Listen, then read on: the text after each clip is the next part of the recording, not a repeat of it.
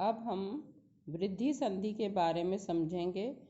वृद्धि संधि जैसा कि शब्द से ही स्पष्ट है कि वृद्धि हो जाती है, तो इसमें अ या आ गुण संधि के समान ही प्रथम जो शब्द है वो उसके अंतिम वर्ण में अ या आ ही आता है, लेकिन जो द्वितीय शब्द है, जो दूसरा पद है, दूसरा शब्द है, उसका प्रथम वर्ण ए या ए होता है और ओ या औ होता है।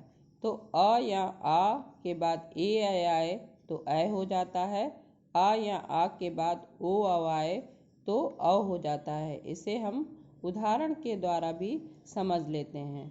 सदा प्लस एव, सदा प्लस एव सदैव।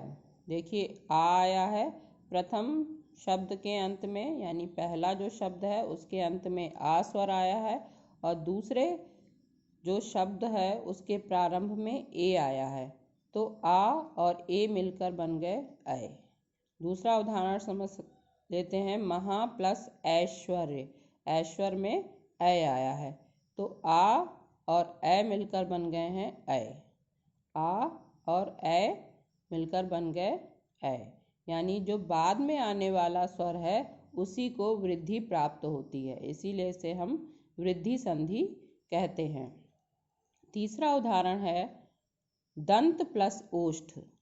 दंत में अ स्वर है और ओष्ठ में औ स्वर है, तो इन दोनों के स्थान पर बन गया औ, यानी ओ को वृद्धि आदेश होकर के औ बन गया है।